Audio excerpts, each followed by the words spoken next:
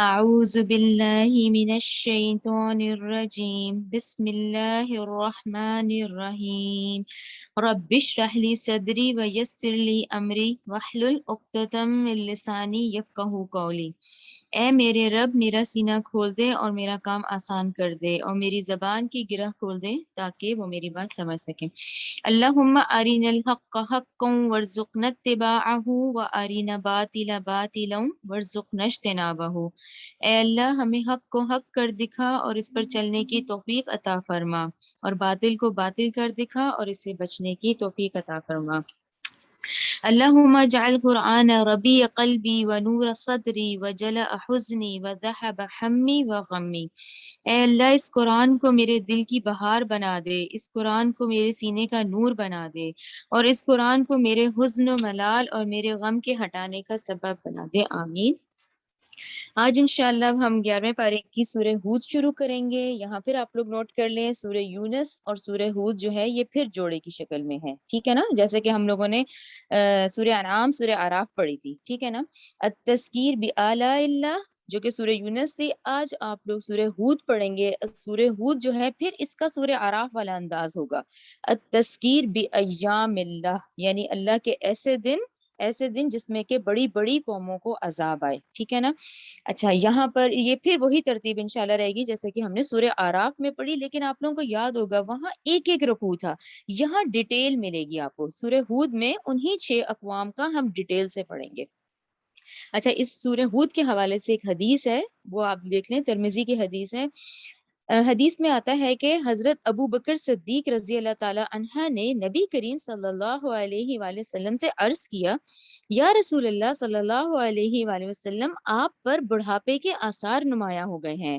جواب میں آپ صلی اللہ علیہ وآلہ وسلم نے ارشاد فرمایا، شیبتنی ہودم و اخواتها، مجھے سورہ ہود اور اس کی ہم مضمون صورتوں نے بوڑھا کر دیا ہے، ٹھیک ہے نا؟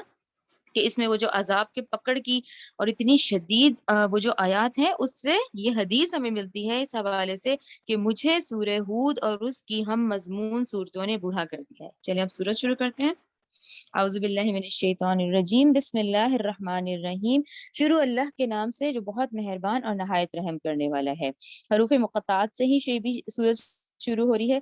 الف لام را، الف لام را، کتاب، یہ کتاب ہے، احکمت، احکمت محکم کی گئی ہیں، یعنی سے پہلے سے پختہ ہیں۔ یعنی ہم کیا کہیں گے، احکم کا کیا مطلب ہے؟ احکمت محکم کی گئی ہیں، یعنی پہلے سے پختہ ہیں۔ آیاتہ، اس کی آیتیں، ثم پھر فصلت، تفصیل سے بیان کی گئی ہیں۔ من لدن، بڑے حکمت والے، حکیم خبیر، یعنی بڑے حکمت والے، خوب خبردار کرنے والے کی طرف سے۔ اچھا، اب یہ جو آیت ہے پہلی، اس میں اس کے مفہوم میں ایک گہری بات یہ کی گئی ہے کہ دیکھیں، اب میں نے پڑھا نا، احکمت یعنی محکم کی گئی ہیں، پہلے سے پختہ ہیں۔ یہاں مفسرین کی رائے کے مطابق اور ڈاکٹر اسٹار کی رائے کے مطابق یہ بات آپ لوگ ذہن میں رکھیں کہ یہ ہم جو مکی دور میں ہیں، مکی دور کو 3 حصوں میں ڈیوائڈ کرنا ہوتا ہے، ٹھیک ہے نا؟ پہلے 4، درمیانی 4، آخری 4، ٹھیک ہے نا؟ 12 ہو گئے، پہلے، درمیانی، آخری۔ اچھا، اب مصحف کی ترتیب ایسی ہے کہ وہ جو پہلے 4 سال کی جو صورتیں ہیں وہ چھوٹی چھوٹی ہیں، ٹھیک ہے نا؟ آپ لوگوں کو خود بھی اندازہ، چھوٹی چھوٹی ہیں۔ قل هو اللہ احد، انا اعطینا، سورہ عصر، یہ سورہ لہب، یہ سب کتنی ہیں؟ چھوٹی چھوٹی صورتیں ہیں۔ اچھا، چھوٹی تو ہیں لیکن ایسے ہیں جیسے چھوٹی صورتوں نے بڑے مفہوم کور کیے ہوئے ہوں، ٹھیک ہے نا؟ ایسی ہیں۔ اب جیسے قل هو اللہ احد، ٹھیک ہے نا؟ وحدانیت پہ بیسڈ، یعنی ایک صورت ہے جس میں آپ کے خالق کا پورا تعارف ہے، حالانکہ کہنے کو تو کم ہے نا، مختصر صورت ہے۔ اچھا، دوسری اہم کون سی ہے؟ سورہ عصر۔ سورہ عصر تو بے انتہا اہم صورتوں میں سے ہے، ٹھیک ہے نا؟ ایسے سورہ عصر میں جو مین بات ہے وہ یہی ہے کہ والعصر ان الانسان لفی خسر، یعنی آپ سورہ عصر کے آپ ترجمہ تو دیکھیں کہ انسان قسم، کس کے زمانے قسم کھائی گئی؟ یہ زمانہ ہے، یہ جو ہم پچھلی اقوام کا پڑھ رہے ہیں، یہ جو بار بار آ رہا ہے، کیوں آ رہا ہے؟ آپ لوگوں کو خود بھی ذہن میں آتا ہوگا، یہ اس لیے آ رہا ہے کہ وہ بھی ایک زمانہ تھا، یہ بھی ایک زمانہ ہے، ٹھیک ہے نا؟ یہ زمانہ چل رہا ہے، یعنی اس آسمان اور زمین نے یہ تمام چیزیں دیکھی ہوئی ہیں، یہ تمام عذاب دیکھے ہوئے ہیں۔ تو یہ زمانے کی قسم کھائی گئی ہے کہ اس زمانے کی قسم ہے کہ ان الانسان لفی خسر، یعنی زیادہ تر لوگوں نے نقصان ہی اٹھایا، یعنی ہدایت بھی آتی رہی، انبیاء بھی آتے رہے، آسمانی کتابیں بھی آتی رہی، لیکن ہوا کیا؟ والعصر ان الانسان لفی خسر، زیادہ تر نے خسارہ ہی اٹھایا۔ اچھا جو اگلی اس کی اہم آیات ہے نا کہ الا الذین آمنوا وعملوا الصالحات وتواصوا بالحق وتواصوا بالصبر، یہ بڑی اہم آیات ہیں سورہ عصر کی، جس میں یہ آپ کے نا 4 پرچے ہیں۔ ان 4 امتحانات کو ذہن میں رکھا کریں، یہ 4 ایگزام ہے جو ہم نے پاس کرنے ہیں، ٹھیک ہے نا۔ اچھا وہ 4 کون سے ہیں؟ پہلا تو آپ کا ایمان کا ٹیسٹ ہے، ٹھیک ہے نا، ہم یہاں سے ہم قبر میں گئے، پھر عالم برزخ کا معاملہ، پھر آخرت کا معاملہ۔ پہلا ٹیسٹ کیا ہوگا؟ ایمان کا۔ وہ ایمان لائے تھے، وقت کا رسول کون تھا؟ بھئی ہم نبی کریم صلی اللہ علیہ وسلم کی امتی ہیں، تو ایمان کا ٹیسٹ ہو گیا۔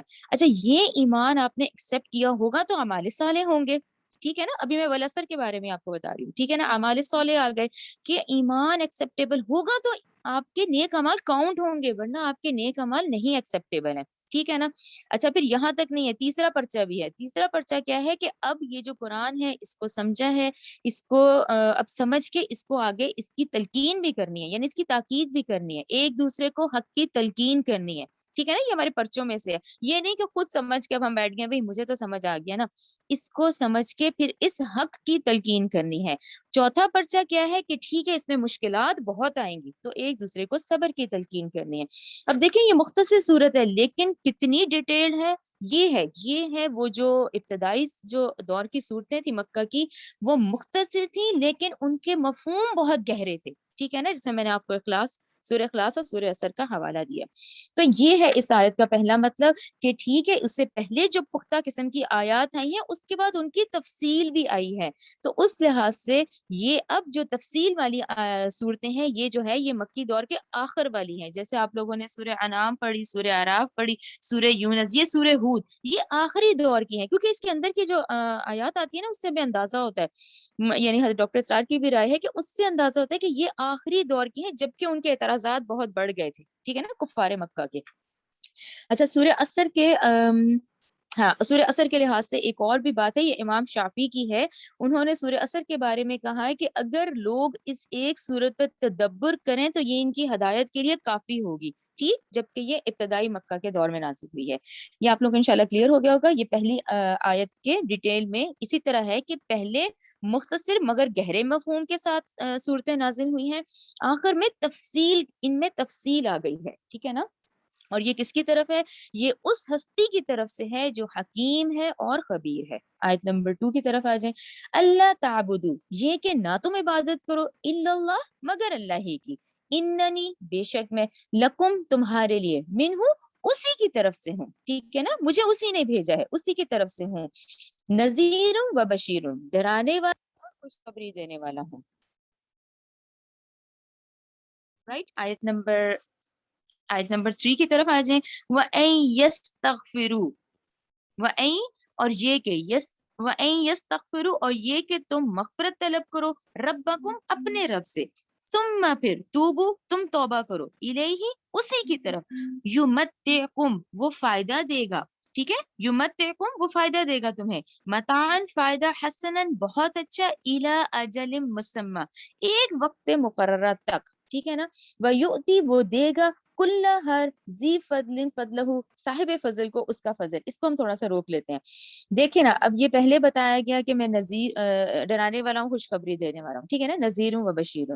آیت نمبر 3 میں کیا ہے کہ اب تمہارا کیا کام ہے، تمہارے پاس ہدایت بھی آ گئی ہے تمہیں، ٹھیک ہے، اب تم کیا کرو، مغفرت طلب کرو اپنے رب سے، اور پھر تم توبہ کرو، ٹھیک ہے، انسان خطا کار ہے، وہ ضرور اپنے جو پرانے گناہ ہیں ان کی وہ توبہ کرتا رہے، ان سے بچے، اور آئندہ یہ اللہ تعالیٰ سے عہد کرے کہ وہ آئندہ یہ گناہ نہیں کرے گا، اور وہ کوشش کرے گا کہ وہ اللہ تعالیٰ کے بتائے ہوئے احکامات پر عمل کرے۔ تو یہ ہے توبہ۔ توبہ کا یہ مطلب نہیں کی پھر دوبارہ پھر کی، یعنی اس طرح سے، بلکہ توبہ کا مطلب کیا ہے کہ وہ آئندہ اس سے بچے، جو گناہ ہو گئے ہیں ان سے بچے، اور کیا ہے، اللہ تعالیٰ کے بتائے ہوئے احکامات پر عمل کرے۔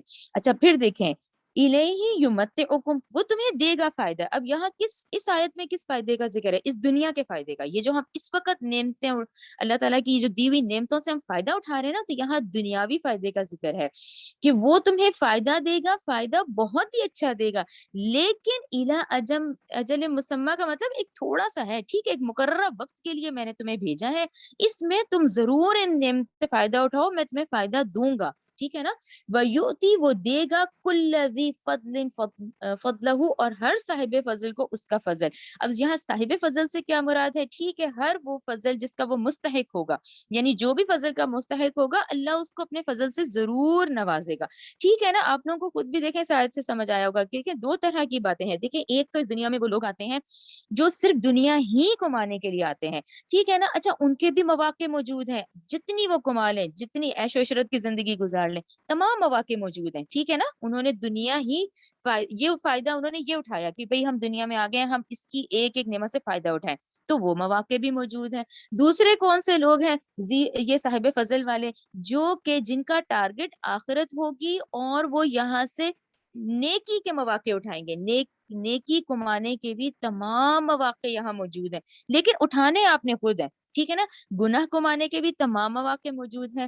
تو ٹھیک ہے اس میں دونوں فائدوں کا ذکر ہے. پھر اللہ تعالیٰ نے کہا میں صاحب فضل جو ہوگا نا اس کو ضرور اللہ اپنا فضل عطا کرے گا. جو ہدایت مانگے گا اس کو ملے گی. ٹھیک ہے. جو اللہ کے فضل کا مستحق بنے گا اس کو اللہ کا فضل عطا ہوگا. لیکن اگر کوئی دنیا ہی کمانے کے لیے آ گیا تو اس کو بھی ملے گی. ٹھیک ہے. اس نے اپنے ٹارگٹس وہی رکھے، اس نے یہی کہا کہ میں یہ والا فائدہ اٹھا لوں، ٹھیک ہے، اس کو بھی ملا. لیکن صاحب فضل جو ہوں گے مستحق لوگ ان کو بھی اللہ تعالیٰ ضرور عطا کریں گے.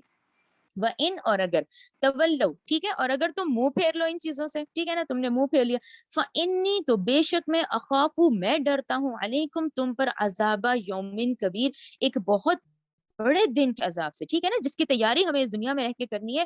تو نبی کریم صلی اللہ علیہ وسلم کو نے کہا کہ ٹھیک ہے میں تو اگر تم منہ پھیرو گے نا تو یہ تمہارا معاملہ ہے، میں تو تمہیں ڈرا رہا ہوں اور میں خود بھی ڈر رہا ہوں اس بڑے عذاب والے دن سے. آیت نمبر 4 دیکھیں. اِلَى اللَّهِ اللہ ہی کی طرف مرجعکم تمہارا لوٹنا ہے. اب تم چاہے دنیا کو مالو یا تم نیکیاں کو مالو یا تم گناہ کو مالو، ٹھیک ہے نا. اللہ ہی کی طرف تمہارا لوٹنا ہے. وَهُوَ عَلَى كُلِّ شَيْءٍ قدیر اور وہ ہر چیز پہ خوب قادر ہے. آیت نمبر 5 دیکھیں. یہ اللہ جہاں بھی آیا کرے نا اسے آپ لوگ خود ہائی لائٹ کر لیں گے. اللہ کا مطلب ہوتا ہے خبردار، جس سے غور سے خبردار ہو جاؤ، آگاہ رہو. انہم بے شک وہ، یثنون وہ دوہرے کرتے ہیں، صدورہم اپنے سینے، لیستخفو تاکہ وہ چھپ جائے، منہو اس سے. اچھا یہاں اس کو ذرا سلیش کر دیں. اس آیت کے مطلب ہے، اس آیت کو سلیش کر دیں. دیکھیں آگاہ ہو جاؤ یہ لوگ جو اپنے سینوں کو دوہرے کر لیتے ہیں تاکہ اللہ سے چھپ جائیں. تو اس کا یہ مطلب بتایا گیا ہے. یہاں اشارہ ان مخالفین کی طرف ہے، اس مشرکین مکہ کی طرف ہے جو کہ آپ صلی اللہ علیہ وسلم کی دعوت پر ایسا رویہ اختیار کرتے تھے کہ آپ کو دیکھ کے نا رخ بدل لیتے تھے، اپنے آپ کو کپڑوں کی اوٹ میں چھپا لیتے تھے کہ کہیں آمنا سامنا آپ صلی اللہ علیہ وسلم سے نہ ہو جائے اور کہیں آپ ان سے مخاطب ہوں اور آپ ان سے کچھ یہ قرآن کی بات کریں اور لوگوں کو حق کی دعوت دیں. تو وہ کیا کرتے تھے؟ اپنے آپ کو لپیٹ لیتے تھے. ٹھیک ہے. یہاں آپ سلیش کر دیں. اتنا حصے کا یہ مطلب بتایا گیا ہے جس میں کہ مخالفین مکہ کے رویے کا ذکر ہے. اگلا دیکھیں پھر الا آیا ہے. پہلے الا آیا پھر آیا الا، آگاہ رہو خبردار ہو جاؤ. ہینا جس وقت، یستغشون وہ اوڑھتے ہیں، ثیابہم اپنے کپڑے، یعلم وہ اللہ جانتا ہے، ما یسرون جو وہ چھپاتے ہیں، وما یعلنون جو وہ ظاہر کرتے ہیں، انہ علیم بذات الصدور اور بلا شبہ اللہ خوب جاننے والا ہے سینوں کے راز کو.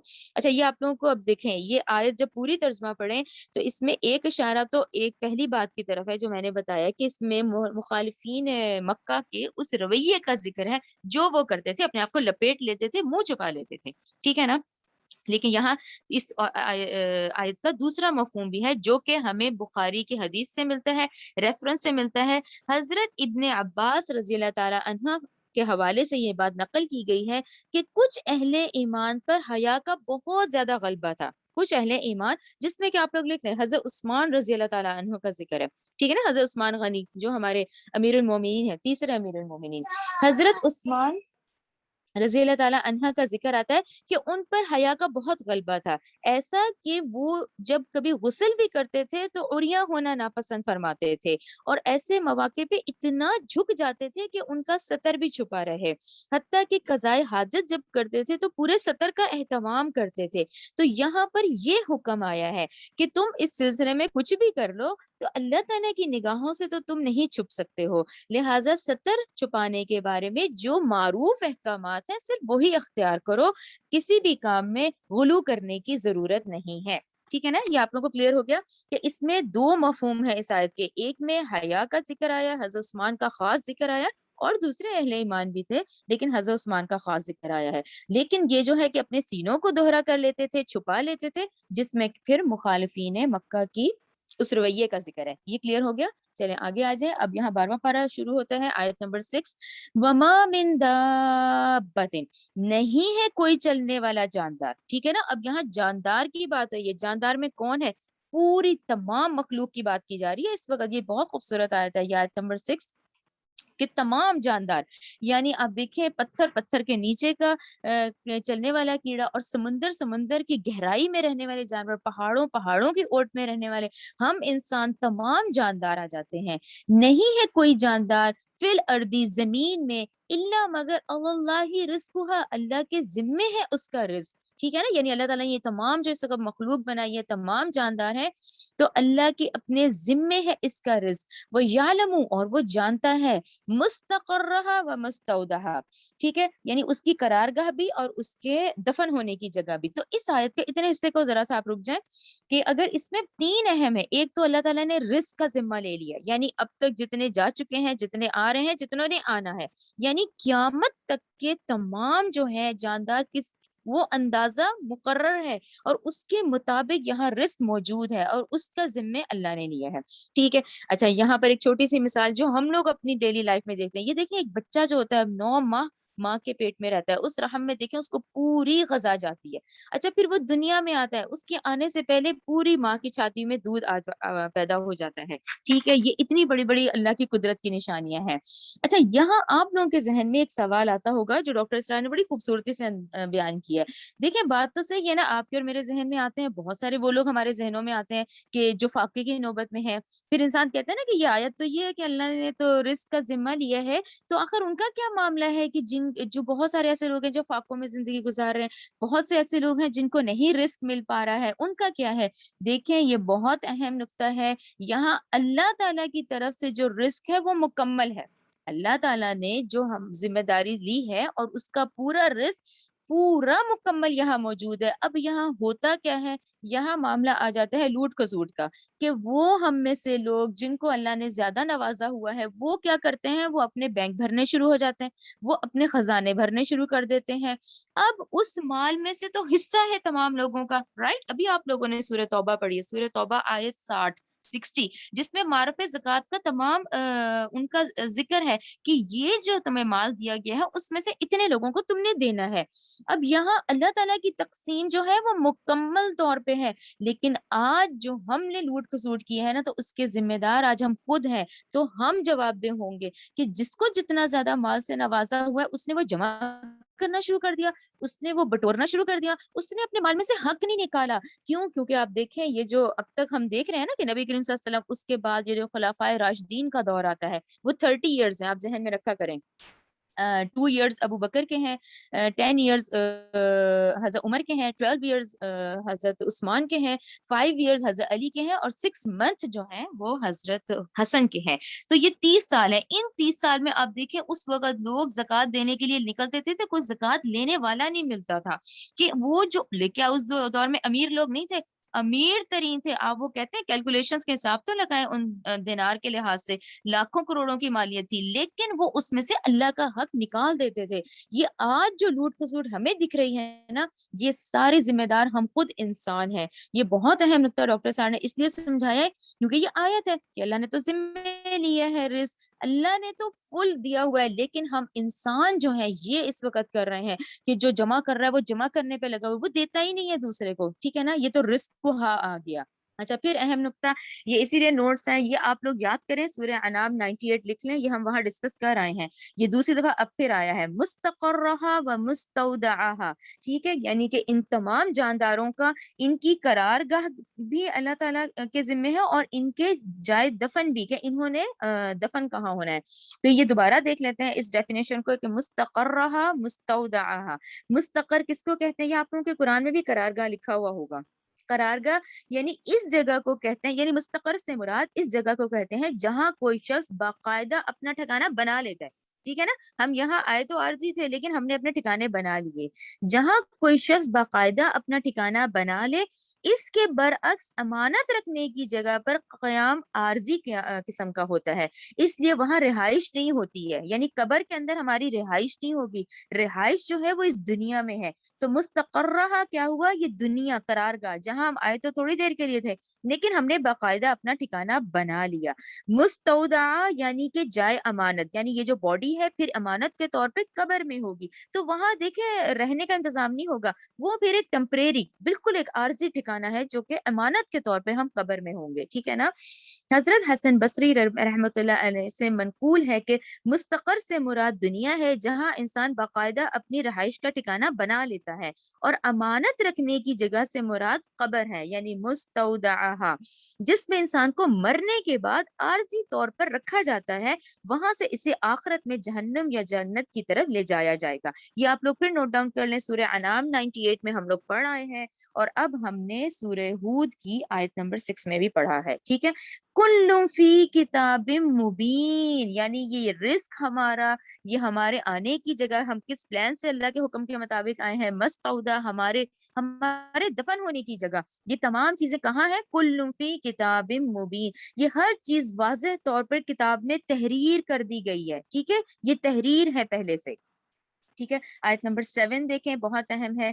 وَهُوَ، اور اللہ وہ ہے، الذی، جس نے خلق، پیدا کیا، السماواتی، آسمانوں کو، والارض، اور زمین کو، آسمانوں کو، زمین کو، فی ستتی ایام، 6 دنوں میں، وَكَانَ عَرْشُهُ عَلَى مَاءٍ، اور تھا اس کا عرش اس وقت پانی پر. ٹھیک ہے نا. یعنی پہلے کی بات بتائی جا رہی ہے کہ اس وقت اس کا عرش پانی پر تھا. لِيَبْلُوَكُمْ، ٹھیک ہے. زمین آپ کے لیے بنائی، آسمان ہمارے لیے بنایا، ہم انسان اس سے فائدے اٹھا رہے ہیں. ٹھیک ہے. اللہ تعالیٰ نے کہا یہ تمام چیزیں بنانے کے بعد لِيَبْلُوَكُمْ، ان کو بنانے کا مقصد یہ ہے کہ وہ تمہیں آزمائے. ٹھیک ہے نا. ہمارے دنیا میں آنے کا یہ جو دنیا دارالامتحان ہے، اس آیت پہ ان کو ہائی لائٹ کر دیا کریں. لِيَبْلُوَكُمْ، تاکہ وہ تمہیں آزمائے. اَيُّكُمْ أَحْسَنُ عَمَلًا، کہ تم میں سے کون ہے جو پھر بہترین عمل کرے گا. ٹھیک ہے نا.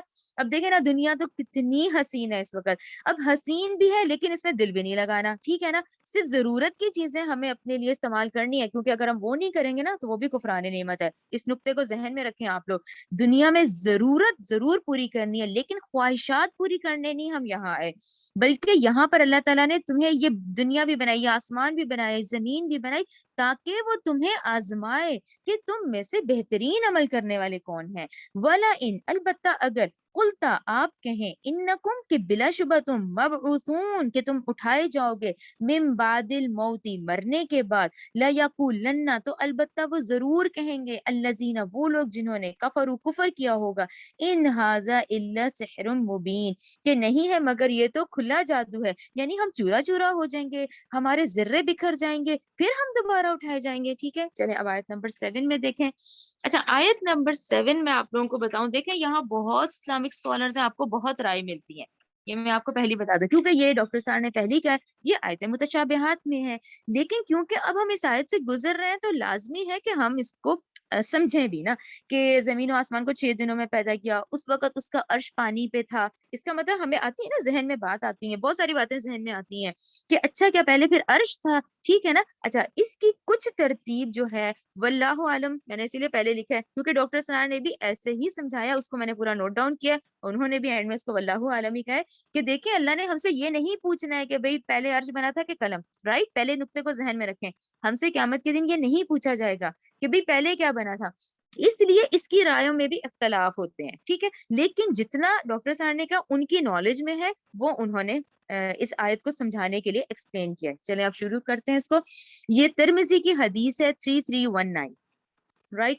حضرت محمد صلی اللہ علیہ وسلم نے فرمایا سب سے پہلے اللہ نے قلم کو پیدا کیا، پھر اس سے کہا لکھو، تو وہ چل پڑا، اور وہ ہمیشہ ہمیش تک جو کچھ ہونے والا تھا سب اس نے لکھ ڈالا. ٹھیک ہے نا. حدیث سے تو ہمیں پتہ چلتا ہے کہ قلم بنا ہے پہلے, ٹھیک ہے نا. یہ قلم کی اہمیت بھی ہے, رائٹ. 29 پاری کی سورت ہے سورہ قلم. قلم کی بہت اہمیت ہے. یہ اللہ کی اس مخلوق, اس کریشن, اب یہ کریشن شروع ہو گئی نا کہ بھئی کیا بنا, تو اس میں آتا ہے قلم. اچھا یہاں اختلاف کیا آتا ہے میں آپ کو بتاؤں, وہ آتا ہے عرش. اچھا کچھ نے کہا ہے کہ عرش بنا ہے, کچھ نے کہا ہے قلم بنا ہے. اس کو آپ لوگ ذہنوں میں رکھیں اس اختلاف کو, لیکن اس میں ہمیں پڑھنا نہیں ہے کیونکہ قیامت کے دن یہ ہم سے نہیں پوچھا جائے گا. ٹھیک ہے, کچھ اسلامک اسکالرس کہتے ہیں عرش بنا ہے, کچھ کہتے ہیں قلم بنا ہے, بس اس کا یہی ڈیٹیل ہے. ٹھیک ہے, آگے آ جائیں. یہ قلم, یہ جو ابھی ہم نے نہیں پڑھا آیت نمبر 6 کی, یہ ہر چیز واضح کتاب میں موجود ہے. لوح محفوظ میں یہ تمام چیزیں محفوظ ہیں. ٹھیک ہے نا. آپ کو کس کس سن میں آنا تھا, ہمیں, ہمارے بچوں کو, والدین کو کس کس پلان سے کس نے آنا تھا, یہ سب کچھ لوح محفوظ میں محفوظ ہے جو کہ قلم نے لکھ ڈالا. ٹھیک ہے, اللہ کا عرش, قلم, لوح محفوظ. اچھا پھر اس کے بعد ڈاکٹر صاحب نے کہا ہے کہ اللہ کا امر کن ہے, رائٹ. ہم یہی کہتے ہیں کن فیکون. اللہ کا امر کن ہے جس کو انہوں نے کہا کہ خنک نور, خنک کہتے ہیں ٹھنڈی, ٹھنڈے نور کو, یعنی ٹھنڈی روشنی, ٹھنڈا نور سے ملائکہ بنے ہیں. ملائکہ کی پیدائش جو ہے وہ خنک نور کہا گیا ہے. ٹھیک ہے نا, ٹھنڈی روشنی سے. اچھا وہ بنے, اور ہم, ہماری ارواح, انسانی ارواح بنی, فرشتے اور انسانی ارواح اس خنک نور سے بنے ہیں.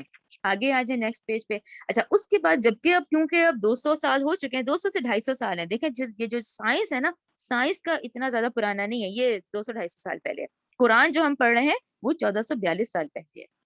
ٹھیک ہے, سائنس نے ہمیں کیا تصور دیا, بگ بینگ کا تصور دیا. ٹھیک ہے نا, یہ آپ لوگ انشاءاللہ آگے پڑھیں گے سورہ انبیاء میں. اچھا اب انہوں نے اس طرح بتایا ہے کہ ان کے بعد اب تخلیق شروع ہو گئی نا, کہ جب دنیا معرض وجود میں آئی تو زمین بہت گرم تھی. یہ ایسے ہی ہے جیسے آپ کھانا بناتے ہیں, جیسے یہ کوئلہ ہے, جیسے یہ زیور بنتا ہے, شدید گرم ہوتے ہیں یہ. زمین بہت گرم تھی. آہستہ آہستہ زمین ٹھنڈی ہونے لگی, مختلف قسم کی گیسیں اس میں سے نکلنے لگی. ٹھیک ہے نا, جیسے ہم سٹیم نہیں آتا, آپ لوگ کریں, وہ گرم توا ہے, گرم, اس پہ آپ ڈالیں پانی, کیسے آتا ہے اس میں سے سٹیم. تو آہستہ آہستہ زمین ٹھنڈی ہوئی, مختلف قسم کی گیسیں اس میں سے خارج ہونا شروع ہوئی. انہی گیسز میں ہائیڈروجن اور آکسیجن ملے, جن کے ملنے سے پانی بنا. ٹھیک ہے نا, جو کہ لاکھوں سال تک پھر اس زمین پہ پانی کی صورت میں برستا رہا. رائٹ, یعنی وہ زمین گرم تھی, پھر یہ گیسز ہوئے, وہ گیسز جو تھے وہ پانی بنا. وہ پانی کہتے ہیں لاکھوں سال, لاکھوں سال وہ پانی پھر اس زمین پہ برسا ہے. اس سے یہ زمین سکڑنی شروع ہو گئی, جس میں آج یہ آپ لوگ ٹریکس اور یہ جو وادیاں یہ دیکھ رہے ہیں, یہ اس میں پھر نشیب و فراز آنے شروع ہو گئے. اس وقت کوئی مخلوق نہیں تھی. اس وقت پھر کہا جاتا ہے اس آیت کے مطابق کہ جب زمین پر صرف پانی ہی پانی تھا, تو اللہ سبحانہ و تعالیٰ کا تخت حکومت اس پانی پر تھا. کلیئر ہو گیا نا, کہ یعنی واللہ عالم. لیکن اس آیت کے بیک گراؤنڈ سے ہمیں آج جب پتہ چلتا ہے, تو اس وقت جب کوئی مخلوق نہیں تھی لیکن پانی تھا, اور وہ پانی اس طرح سے بنا, تو اس وقت اللہ کا عرش پانی پر تھا. ٹھیک ہے, یہ ہو گیا. اچھا اب کیونکہ زمین 6 اور آسمان 6 دنوں میں بنے ہیں, تو یہ آپ لوگوں کو آگے سورہ حامیم سجدہ کی 9, 10, 11, 12 آیت سے ہمیں پتہ چل جاتا ہے. لیکن وہی والی بات کہ ہم اس آیت سے ابھی گزر رہے ہیں, تو ہم ذرا دیکھ لیتے. دیکھیں اس میں آیت صحیح ہے نا, سمجھ آ رہی ہے نا. سورہ حامیم سجدہ 9, 10, 11, 12 کا ریفرنس میں نے لکھا ہے. اللہ تعالیٰ نے زمین کو 2 دن میں بنایا, یعنی ان 6 کو بھی ہم ڈیوائڈ کر دیتے ہیں, تو اللہ تعالیٰ نے زمین کو 2 دن میں بنایا ہے. اچھا پھر اگلے 2 دن میں اس زمین میں پورے اندازے کے مطابق کتنی مخلوق جاندار آ چکے ہیں, کتنے ہیں جو ابھی ہیں, کتنے ہیں جنہوں نے آنا ہے, اس کے مطابق اس زمین کے اندر برکت ڈال دی گئی, اور غذاؤں کا اندازہ رکھا گیا. اچھا آپ پورے قرآن میں نوٹس کریں, اندازہ ہوتا ہے ہر چیز میں, اللہ تعالیٰ نے اندازے سے کیا. یہ نہیں کہ آج شیر ہی شیر ہیں, آج مچھلیاں ہی مچھلیاں ہیں. ہر چیز کے اندازے مقرر ہوئے ہیں. ہاں کہ ہاں بھی لاکھوں خربوں انسانوں نے آنا ہے, لاکھوں خربوں انسانوں کی کتنی خوراک ہے, کتنا ہے, کتنے لوگوں نے کتنے استعمال کرنی ہے, تو یہ اندازہ ہے. تو اللہ تعالیٰ نے 2 دن میں زمین بنائی, 2 دن میں اس کے اندر برکت ڈالی, اور غذاؤں کے اندازے رکھے. یہ ٹوٹل 4 دن ہو گئے. ٹھیک ہے, 2 پھر اس کے بعد جو 2 دن ہے اس میں آسمان بنے. تو یہ اس طرح سے 6 دنوں کا حساب ہے. ٹھیک ہے نا, جو کہ آپ کو حامیم سجدہ میں ہمیں مزید ڈیٹیل سے پڑھیں گے. تو یہاں یہ آپ لوگوں کو انشاءاللہ دونوں کلیئر ہو گئے ہوں گے. آیت نمبر 8 کی طرف آ جائیں.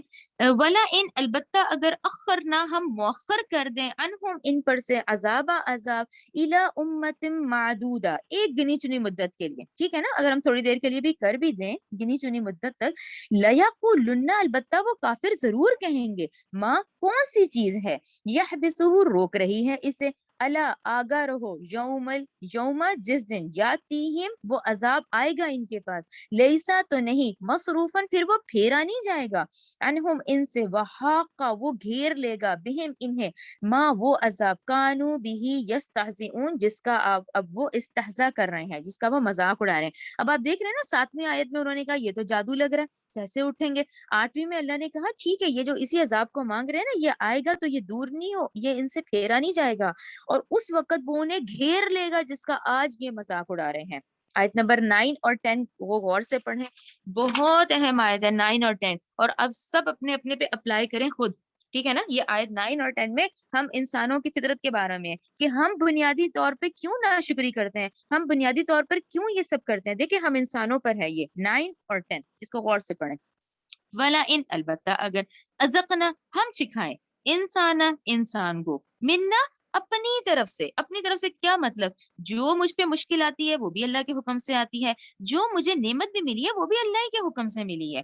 تو اللہ تعالیٰ نے کہا جب ہم سکھاتے ہیں انسان کو اپنی طرف سے رحمت، ٹھیک ہے نا، رحمت آتی ہے، ثم پھر نزعناها ہم وہ رحمت لے لیتے ہیں، منہ اس انسان سے، انہ تو بے شک یہ انسان، لیئوس کفور کیا کرتا ہے، ایک تو نہایت نا امید ہو جاتا ہے اور بہت ہی ناشکری کرنے لگ جاتا ہے، ٹھیک ہے نا؟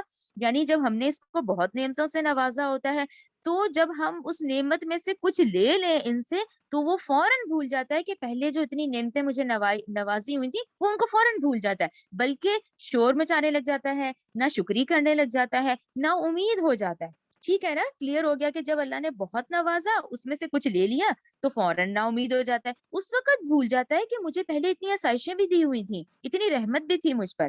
10 دیکھیں، والا ان ازقناہ پھر اگر ہم چکھائیں اس کو، نعمہا بعد ضراء اس تکلیف کے بعد پھر ہم اس کو راحت دے دیتے ہیں، ٹھیک ہے نا؟ وقت ہمیشہ ایک جیسا نہیں ہوتا، تکلیف ہوتی ہے، تکلیف کے بعد ہم اس کو راحت دیتے ہیں، ٹھیک ہے نا؟ مستہم جو اسے پہنچی ہوتی ہے، لیقولن تو پھر کیا کرتا ہے، پھر وہ ضرور کہے گا، ذہب السیئات چلی گئی وہ دوریاں، دکھ مجھ سے، انی مجھ سے، انہ لفرح فخور تو وہ اترانے لگ جاتا ہے اور شیخی بگاڑنے لگ جاتا ہے، ٹھیک ہے نا؟ پھر کیا کہتا ہے، پھر کہتا ہے اس مشکل میں میں نے ہی تو کی ہے، اس مشکل میں یہ میں نے تو اپنی عقل لڑائی ہے جو میں اس مشکل سے نکلا ہوں، تو کیا ہے، اترانے لگ جاتا ہے۔ تو ان دونوں کو 9 10 کو پڑھ کے ہمیں کیا پتا چلا، ہمیں یہ پتا چلا کہ ہم انسانوں کو چاہیے کہ جب اچھے حالات ہوں تو اللہ کا بہت شکر ادا کریں، اور اگر کوئی سختی آئے تو صبر کریں اور دل میں اطمینان رکھیں کہ یہ حالات ہمیشہ ایک جیسے نہیں رہیں گے،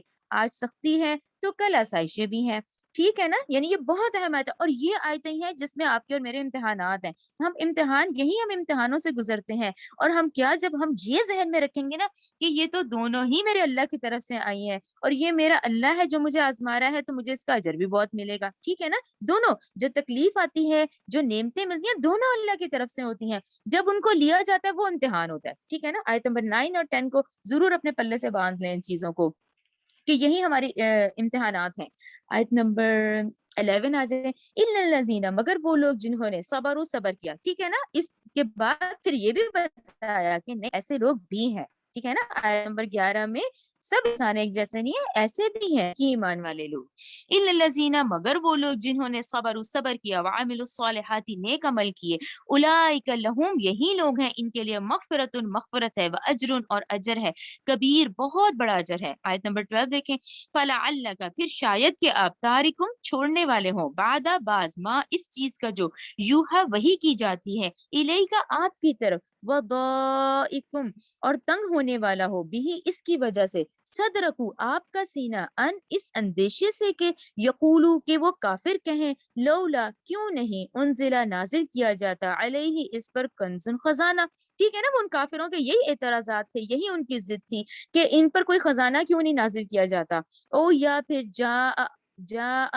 آیا کیوں نہیں آتا، معہو ملک اس کے ساتھ کوئی فرشتہ کیوں نہیں ہے، یعنی ہم اتنا ستا رہے ہیں، کوئی حفاظت کے لیے باڈی گارڈ، کوئی فرشتہ ہونا چاہیے تھا، کوئی خزانے آنے چاہیے تھے، تو اس پہ کہا جا رہا ہے انما انت نذیر، تو آپ تو صرف ڈرانے والے ہیں، واللہ علی کل شیء وکیل، تو اللہ ہر چیز پر خوب نگران ہے، ٹھیک ہے نا، یہ جو کچھ کر رہے ہیں اللہ تعالیٰ بھی خوب نگران ہے کہ یہ کیا کر رہے ہیں، ٹھیک ہے۔ آیت نمبر 12 آپ کو انشاءاللہ کلیئر ہو گئی ہوگی۔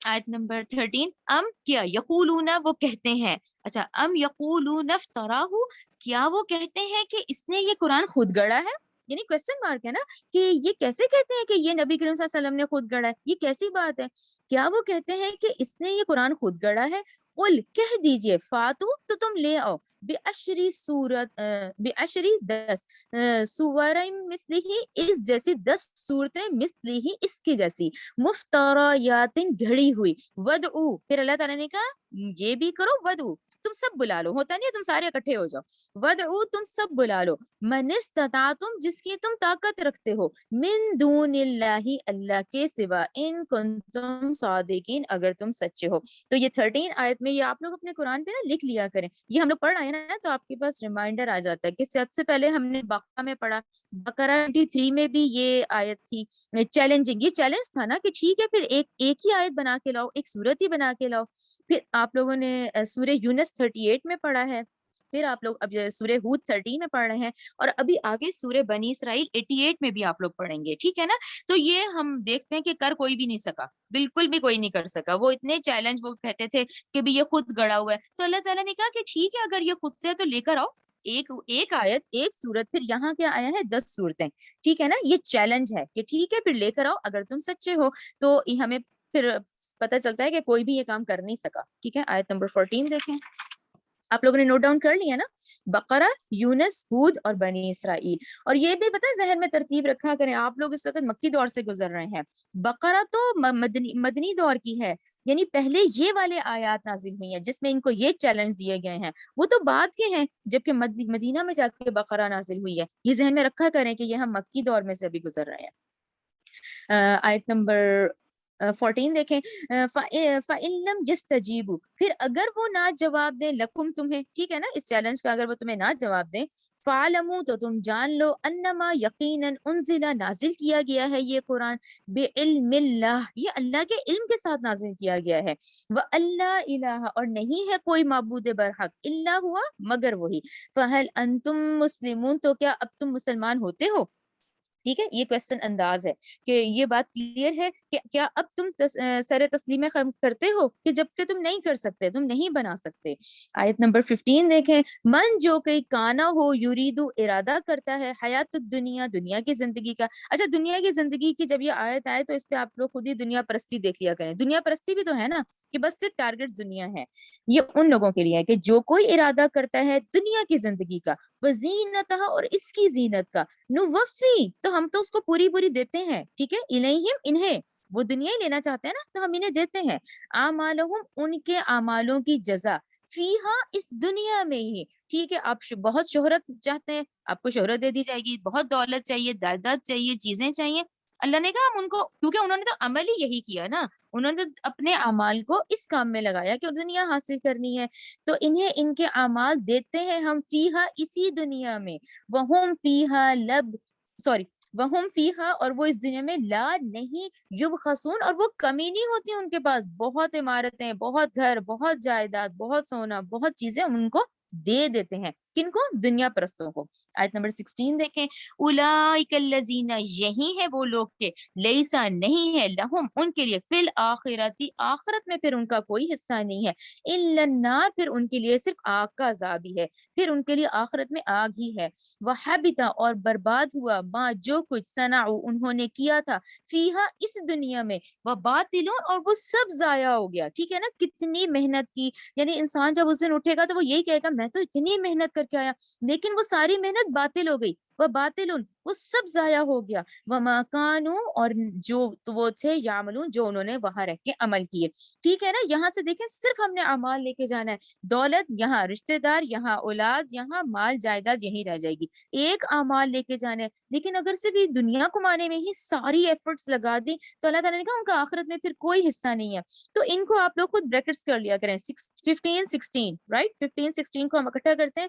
تو یہ دنیا پرستوں کا انجام ہے، آیت نمبر 17 دیکھیں، افامن، کیا پھر طالب دنیا یعنی طالب دنیا جیسا شخص ہے، کیا وہ ایسا ہو سکتا ہے؟ یعنی آیت نمبر 17 کا مطلب کہ دو لوگوں کا کمپیریزن ہے کہ افامن، کیا طالب دنیا والا شخص اس جیسا ہو سکتا ہے جو کہ کانا، جو کہ ہو الا بینات من ربہ، جو اپنے رب کی طرف سے واضح دلیل پہ ہوگا، تو کیا ایسا شخص اس کے برابر ہے جو دنیا کو ماننے والا ہو؟ ٹھیک ہے نا، 17 میں یہ دو لوگوں کا کمپیریزن ہے۔ اچھا، اب یہ کون سا شخص ہے جس کی بات ہو رہی ہے؟ یہ بجینہ کیا ہوتا ہے؟ بجینہ دیکھیں ہوتا ہے واضح، ایک بات واضح ہو جانا، یعنی ایک بات واضح تھی نہیں لیکن اب واضح ہو گئی، جس کی سب سے بڑی جو دلیل ہے یہ قرآن ہے۔ ٹھیک ہے نا، ہمیں کوئی مسئلہ ہو ہم پڑھتے ہیں تو ایک بات واضح ہو جاتی ہے۔ تو بجینہ ہمیں کیسے حاصل ہوتی ہے؟ یہ قرآن نمبر 1، نمبر 2 نبی کریم صلی اللہ علیہ وسلم کی احادیث، ان سے ہمیں یہ بات واضح ہو جاتی ہے کہ قرآن پلس آپ صلی اللہ علیہ وسلم کی پوری جو احادیث ہے تو از اکول ٹو بینہ ہے، ایک بات واضح ہو گئی۔ تو ٹھیک ہے، وہ شخص جس پہ یہ بات واضح ہو جاتی ہے، یعنی وہ پھر طالب دنیا جیسا نہیں ہو سکتا۔ ٹھیک ہے نا، اچھا یہ واضح ہونے کے لیے آپ ایک نقطہ دیکھیں، اللہ تعالیٰ نے جب ہمیں دنیا میں بھیجا تو فطرت کے ساتھ بھیجا، فطرت سلیمہ تو اپنے ہی اندر موجود ہے۔ ٹھیک ہے نا، وہی والی بات کہ جھوٹ بولنا، یہ چیز جو گناہ کے کام ہے وہ دل سے ہی برے لگتے ہیں، یعنی وہ فطرت تو ہمارے اندر موجود ہے، فطرت کے ساتھ ہی ہم اس دنیا میں آئے ہیں۔ اب اس کو واضح کیسے ہوتی ہے؟ وہی، یہ وہی ہے نا، قرآن کیا ہے؟ یہ وہی ہے۔ ٹھیک ہے نا، آسمان سے آئی ہے نا، وہی ہے، اوپر سے آئی ہے، اس نے واضح کر دیا۔ یعنی ایک شخص جس کے اندر بات تو تھی لیکن اس کو کچھ سمجھ نہیں آ رہا تھا، ابھی معاملہ ایسا چل رہا تھا، قرآن نے اس کو واضح کر دیا، بینہ اس کو حاصل ہو گئی، فطرت سلیمہ موجود تھی، قرآن نے اس کو واضح کر دیا۔ اس بات سے آپ لوگوں کو ایسے سمجھ آئے گی کہ یہ ہمارے ایمان اندر موجود ہے، یہ سوئے ہوئے ہیں، اس کو ایکٹیویٹ کر دیا اس قرآن نے۔ ٹھیک ہے، فطرت اندر موجود تھی، وہی نے اس کو مکمل کر دیا، وہی نے اس کو واضح کر دیا۔ ٹھیک ہے نا، یعنی فطرت سلیمہ ہمارے اندر ہوتی ہے، جو روح ربانی ہے یہی فطرت ہے نا، اور اس قرآن نے اس کو واضح کر دیا۔ ٹھیک ہے نا، اب آگے دیکھیں کہ وَيَتْلُوهُ، اور اس کے پیچھے شاہدون، ایک گواہ بھی ہو، منہ، جو اللہ کی طرف سے آیا ہوا ہو۔ ٹھیک ہے نا، کہ اب ہم انسان ہیں، وہ فطرت کے ساتھ پیدا ہوئے ہیں، اب ہمیں وحی کے ذریعے یہ بات واضح ہو گئی۔ اب آپ خود بتائیں گے یہ وحی ہم تک کیسے پہنچی ہے؟ آپ کا اس پہ کیا، آپ لوگوں کا کیا جواب ہوگا؟ نبی کریم صلی اللہ علیہ وسلم کے ذریعے سے یہ جو احکامات تھے ان پر آئے، ان پہ نازل ہوئے، انہوں نے آگے امت کو واضح کر دیے۔ تو یہ ہے اس کا مطلب، وَيَتْلُوهُ، اس کے پیچھے ایک گواہ بھی ہو جو اللہ کی طرف سے ہو، جو اللہ کی طرف سے گواہ آیا، اس نے اس کو واضح کر دیا۔ ٹھیک ہے، اب کلیئر ہو گیا نا آپ لوگوں کو کہ ایک انسان فطرت پر ہے، اس کو یہ وحی کے ذریعے اس کی بات مکمل اس کو واضح ہو جاتی ہے، اور اس کو گائیڈ کرنے کے لیے گواہ ہوتے ہیں۔ ٹھیک ہے، وہ گواہ اللہ کی طرف سے ہی آتے ہیں، یعنی نبی کریم صلی اللہ علیہ وسلم، اس سے پہلے 1,24,000 انبیاء اور رسول کا جو سلسلہ چلا ہے، اس کے پیچھے ایک شاہد گواہ ہو اور وہ اللہ ہی کی طرف سے ہے۔ وَمِن قَبْلِهِ، اب اللہ تعالیٰ نے کہا ان سے پہلے بھی تھے، کتاب موسیٰ، اس سے پہلے تورات بھی تو تھی نا، جیسے آج قرآن کا ہدایت ہے، نور ہے، تو اس سے پہلے کتاب موسیٰ تھی، اور موسیٰ کا نام بھی آیا کہ پہلے موسیٰ تھے، موسیٰ پہ تورات نازل ہوئی تھی، اور اس سے پہلے کتاب موسیٰ، موسیٰ کی کتاب بھی تھی جو تورات ہو، امام و رحمہ، اللہ تعالیٰ نے کہا وہ جو تورات تھی وہ بھی یہی تھی، امام بھی تھی و رحمت بھی تھی، یعنی وہ بھی رہنمائی کرنے والی تھی۔ امام کا مطلب رہنمائی کرنا ہوتا ہے نا، امام و رحمہ، وہ کتاب موسیٰ بھی جو تھی وہ اس حال میں تھی کہ وہ بھی رہنما تھی، وہ بھی رحمت تھی۔ اولئک، یہی لوگ، یؤمنون بہ، ایمان لاتے ہیں اس قرآن کے ذریعے سے، ومن، اور جو شخص، یکفر، اور پھر ان سب نشانیوں کے باوجود بھی پھر جو شخص انکار کرتا ہے نا، ان سب نشانیوں کے باوجود، وَمَن یکفر، جو کوئی شخص کفر کرے، بھی اس کے ساتھ، من الاحزاب، احزابی گروہوں میں سے، فالنار، تو آگ ہی، موعدہ، اس کے وعدے کی جگہ ہے، وعدہ ان سے بھی کیا گیا ہے کہ ٹھیک ہے تم نہیں بات مانو گے، تم نافرمانی کرو گے، جبکہ تمام آسمانی کتاب، تمام ان کو گائیڈنس دینے والے، تمام کے باوجود جو انکار کرتے ہیں پھر وہ ان گروہوں میں سے ہیں، تو آگ ہی ہے ان کے وعدے کی جگہ۔ فلا تقول، لہذا نہ ہو آپ، فی مریت، اس میں کوئی شک نہیں ہے، منہ، اس سے، انہ، بلا شبہ وہ قرآن، حق ہے، من ربک، آپ کے رب کی طرف سے، ولکن، اور لیکن، اکثر الناس، اکثر لوگ، لا یؤمنون، ایمان نہیں لاتے ہیں۔ آئی ہوپ آپ لوگوں کو سلیش سلیش کر کے یہ آیت انشاءاللہ کلیئر ہو گئی ہوگی۔ ٹھیک ہے نا, کہ ہمارے اندر فطرت موجود ہے, اس کو صحیح ٹریک پہ لانے کے لیے یہ آسمانی کتابیں بھی ہیں اور گائیڈنس دینے کے لیے تمام رسول بھی آئے ہیں. اس کے باوجود ہمارے پاس ایکسکیوز نہیں بچے گا کہ پھر ہم اگر قیامت کے دن اگر پھر بھی ایکسکیوز کیا ہم دیں گے کہ یہاں تو تمام واضح احکامات سب موجود ہیں. پھر جو انکار کرے گا نا تو پھر اس کا جو وعدہ ہے وہ پھر آگ کا ہی ہوگا. ٹھیک ہے, آیت نمبر 18 دیکھیں. ومن ازلم, اور اس سے زیادہ ظالم کون شخص ہوگا, ممن, جس نے, افطرا علی اللہ کذبا, یعنی اس سے زیادہ ظالم کون ہوگا جس نے اللہ پہ جھوٹ باندھا. ٹھیک ہے نا, یعنی خود کوئی چیز گھڑ کر اللہ کی طرف سے منسوب کر دینا. آپ لوگوں کو سمجھ آ رہا ہے نا, کیونکہ آخری دور ہے. اب وہ کہہ رہے ہیں نبی کریم صلی اللہ علیہ وسلم نے خود گڑا ہے, تو اللہ تعالیٰ کہہ رہے ہیں اس سے زیادہ ظالم کون ہوگا جو اللہ پہ جھوٹ باندھے گا. یعنی وہ کیسے کہہ سکتے ہیں کہ وہ خود سے لکھیں اور اس کو اللہ سے منسوب کر دیں. اس کا یہ مطلب ہوا کہ اس سے زیادہ ظالم کون ہوگا جو اللہ پہ جھوٹ باندھے گا. اولئک, یہ لوگ, یعرضون, پیش کیے جائیں گے, علی ربہم, جس نے یہ بات کی ہوگی نا وہ پھر اللہ تعالیٰ کے حضور پیش کیے جائیں گے. وہ یقول, وہ کہیں گے, اشہدو, پھر وہ جو فرشتے جنہوں نے یہ چیزیں لکھی ہوئی ہیں ساری, وہ فرشتے گواہ ہوں گے, ہاں اولائی الذین, کہ یہی ہے وہ لوگ جنہوں نے کذبوا, جھوٹ بولا تھا, علی ربہم, اپنے رب پر. آپ لوگوں کو سمجھ آ رہی ہے نا انشاءاللہ, کہ دیکھیں وہی تو اللہ کے حکم سے آ رہی تھی, آپ صلی اللہ علیہ وسلم تو اس کو آگے بتا رہے تھے, تو آپ صلی اللہ علیہ وسلم نے تو نہیں گھڑا تھا نا, جبکہ یہ آپ صلی اللہ علیہ وسلم پر نہیں, در حقیقت اللہ پہ جھوٹ باندھ رہے ہیں. ٹھیک ہے نا, اس آیت سے سمجھ آ گیا نا کہ در حقیقت وہ تو اللہ پہ جھوٹ باندھ رہے ہیں, کہ وہ یہ سمجھ رہے ہیں کہ آپ صلی اللہ علیہ وسلم نے خود لکھا اور اس کو اللہ سے منسوب کر رہے ہیں. تو اللہ نے کہا اس سے بڑا ظالم کون ہوگا. تو ٹھیک ہے, اللہ تعالیٰ نے کہا یہ جو ہمارے گواہ فرشتے ہیں انہوں نے سب لکھا ہوا ہے. پھر یہ کہیں گے کہ وہ لوگ, یہی ہے وہ لوگ جنہوں نے جھوٹ بولا تھا اپنے رب پر. تو اب آگے ہے آیت, الا, آگاہ رہو, لعنت اللہ علی الظالمین, اللہ کی لعنت ہے پھر ایسے ظالموں پر. ٹھیک ہے, آیت نمبر 19 دیکھیں. الذین, وہ لوگ, یصدون, روکتے ہیں, عن سبیل اللہ, اللہ کی راستے سے روکتے ہیں. دیکھیں اللہ سے راستے سے روکنے میں کیا آتا ہے ذہن میں, دیکھیں وہی والی بات, آپ لوگ کسی سے بات کریں نا تو وہ اعتراض کرتا ہے, وہ فوراً بات نہیں سنے گا, وہ بس یعنی عجیب بات کو کمپلیکیٹڈ کر دیتے ہیں. تو یہ وہ لوگ ہیں کہ وہ لوگ جو روکتے ہیں اللہ کی راستے سے. دیکھیں اللہ کے حکم تو ایسے ہیں, آئے ہیں اور ان کو ماننا ہے, دیٹس اٹ. کیوں ہوا, کیسے ہوا, کیا وجہ تھی, کیوں کیا, یہ اعتراضات ہوتے ہیں جس سے نا دوسرا بندہ, اکثر لوگ تو پھر اس سے ہو جاتے ہیں کہ بھئی بات سمجھ نہیں آ رہی, بلکہ الجھ گئے ہیں ہم. تو یہ وہ لوگ ہوتے ہیں جو کہ جن کو بات صحیح بتاؤ وہ الجھا دیتے ہیں, بلکہ وہ اس کو اعتراض میں لا کے بات کو, حق کی بات کو گڈمٹ کر دیتے ہیں. یعنی وہ لوگ جو روکتے ہیں اللہ کی راہ سے, وہ یبغونہا, اور وہ تلاش کرتے ہیں اس میں وجن ٹیڑھ, اس میں کجی تلاش کرتے ہیں, اعتراضات کرتے ہیں, یعنی کہ اس کو صحیح طریقے سے نہیں ماننا ہوتا. تو کیا کرتے ہیں, تلاش کرتے ہیں, بلکہ وہ کجی ڈھونڈتے ہیں. وہ ہم, اور وہ لوگ, بالآخرتی, آخرت کے ساتھ, ہم الکافرون, سوری لام نہیں ہے, سوری, ہم کافرون, وہی ہے جو کفر کرنے والے ہیں. تو در حقیقت کون لوگ ہیں جو اعتراضات کرتے ہیں, کون لوگ ہیں جو بات سمجھنا نہیں چاہ رہے ہوتے, یہ وہی لوگ ہوتے ہیں جو آخرت کے منکر ہوتے ہیں. اس لیے وہ بات کو الجھا دیتے ہیں. ٹھیک ہے نا, اعتراض کرنے لگ جاتے ہیں, جبکہ اللہ کا حکم ہمارے لیے ایسے ہے کہ آیا ہے اور اس کو کرنا ہے. ٹھیک ہے, آیت نمبر 20 دیکھیں. اولئک, یہی لوگ, لم, نہ, یکونوا, نہ تھے, معجزین, عاجز کرنے والے, فی الارض, زمین میں, وما کانا, اور نہ تھا, لہم, ان کے لیے, من دون اللہ, اللہ کے سوا, من اولیاء, کوئی بھی حمایتی. تو اس کا مطلب صحیح ہے نا, یعنی وہ اللہ کو ہرا نہیں سکتے, نہ وہ اللہ کو, نہ وہ اللہ کے رسول کو. ٹھیک ہے, یہ اعتراضات کرنے والے جو لوگ ہیں, یہ یعنی آیت نمبر جو 20 ہے اس کا بامہ حوالہ دیکھیں کہ یہ لوگ زمین میں اللہ کو ہرگز عاجز کرنے والے نہیں ہیں, اور نہ ہی اللہ کے سوا ان کا کوئی حمایتی ہے. ٹھیک ہے, یضاعف, اور دگنا کیا جائے گا, لہم, ان کے لیے, عذاب, ما کانو, نہیں تھے وہ, یستطیعون, استطاعت رکھتے, سمع, حق سننے کی, وما کانو یبصرون, نہ ہی وہ حق کو دیکھنے کی استطاعت رکھ سکتے ہیں. ٹھیک ہے نا, یعنی اللہ نے ان کو دیے کان, لیکن ان کے کان حق کو نہ سن سکے. اللہ نے ان کو آنکھیں دی, لیکن انہوں نے حق کو اس طرح سے مت دیکھا. ٹھیک ہے نا, ان کے لیے عذاب ہے, نہ انہوں نے اس کو سنا اور نہ انہوں نے اس کو دیکھا. یعنی یہی آنکھ, یہی کان تھے, وہ اس کو حق کے لیے استعمال کرتے, لیکن انہوں نے کیا ہی نہیں.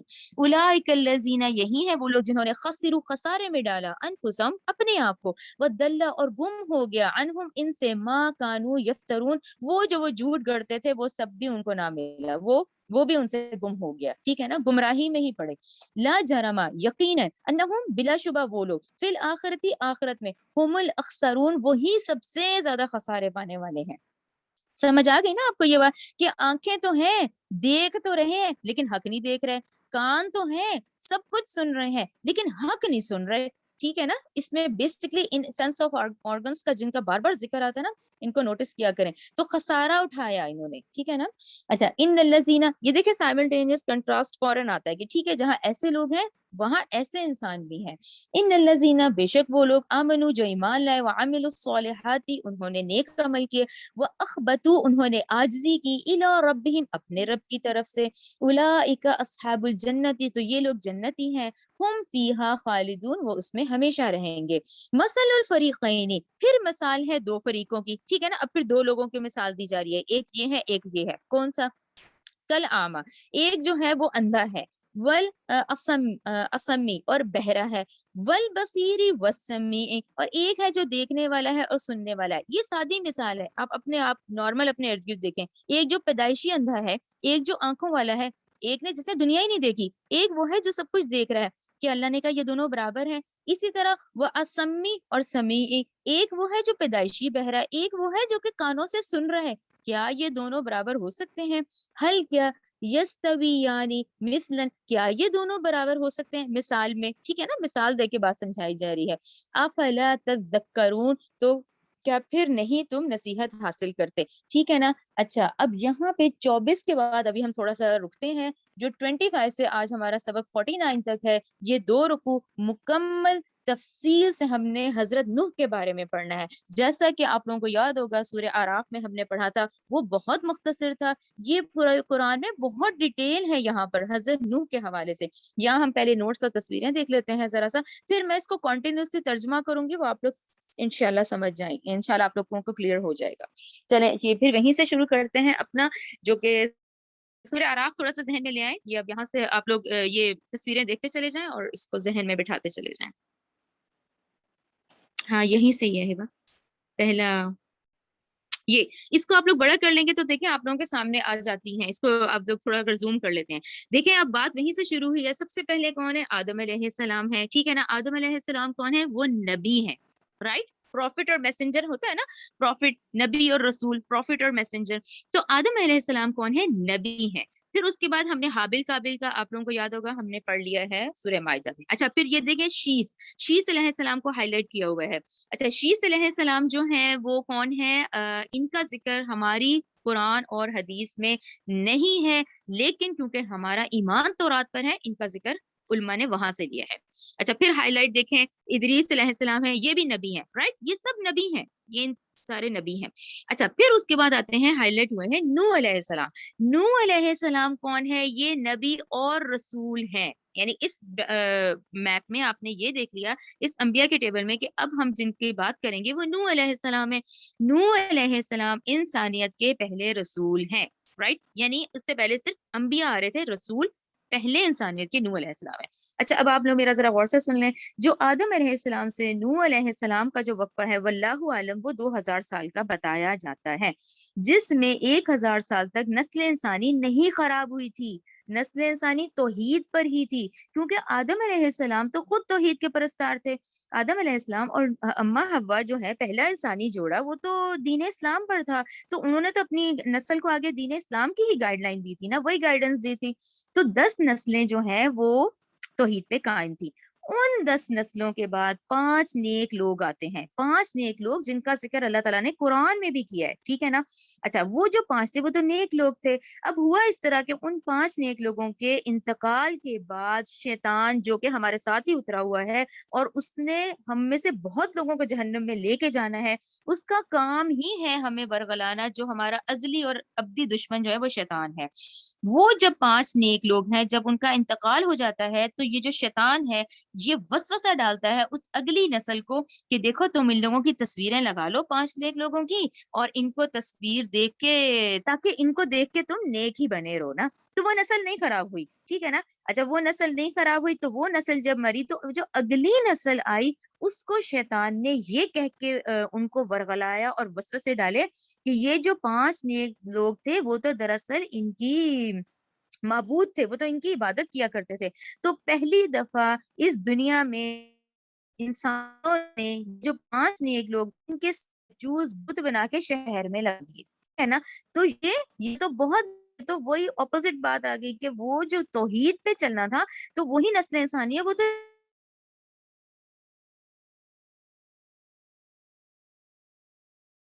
شرک کرنے انسانوں نے ان کی پوجا کرنا شروع کر دی.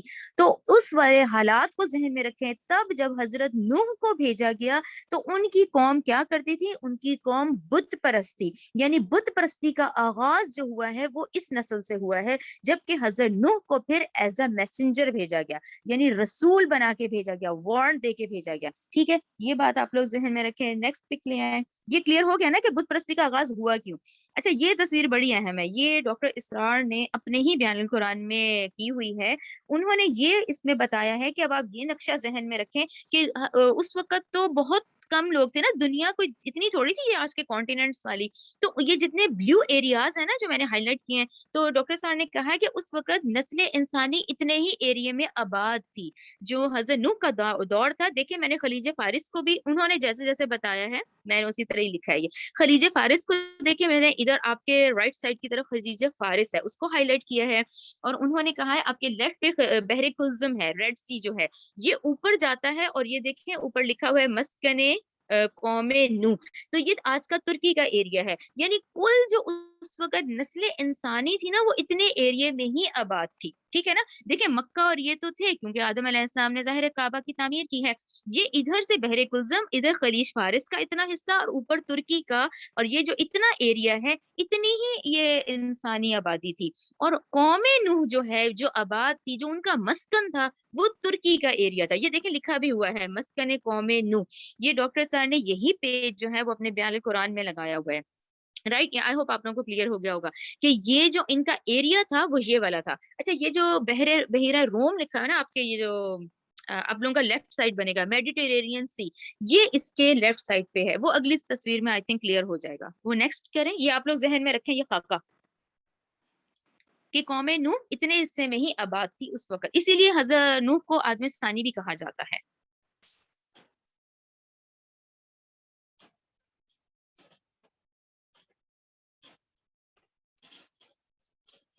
رائٹ, یہ دیکھیں یہ نیکسٹ, ابھی ایک سیکنڈ,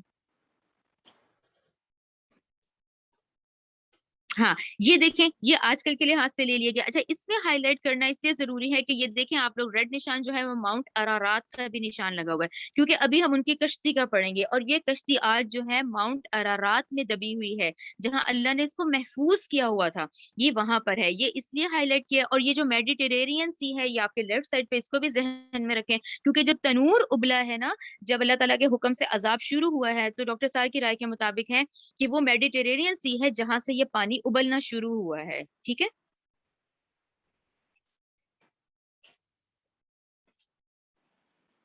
اچھا یہ جو ہے یہ آپ کے لیفٹ سائڈ پہ جو اوپر ہے یہ وہ ہے, یہ جو ہے سیٹلائٹ سے پک لی گئی ہے, اور آپ کے لیفٹ سائڈ پہ جو پہاڑ ہے وہ ماؤنٹ ارارات کا ہے. ٹھیک ہے نا, جہاں پہ آج وہ جودی ماؤنٹین ہے, جودی ماؤنٹین پہ وہ کشتی جو ہے اللہ نے آج محفوظ کی ہوئی ہے. ٹھیک ہے نا, اور یہ جو رائٹ سائڈ پہ ہے یہ پھر وہ پک ہے جو آج ان لوگوں نے بنائی ہے. اچھا, یہ جو تصویر ہے اس کو بھی آپ غور سے دیکھیں, اس میں جو ہے اس کی سیٹلائٹ پک ہے.